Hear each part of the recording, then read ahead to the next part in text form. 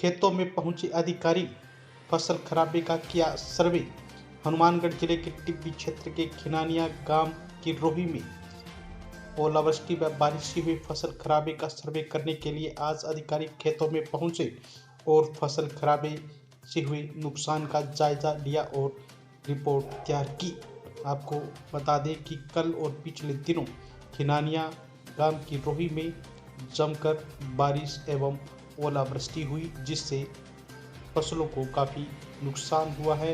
खासकर सरसों और चने की फसलों में काफ़ी नुकसान हुआ है।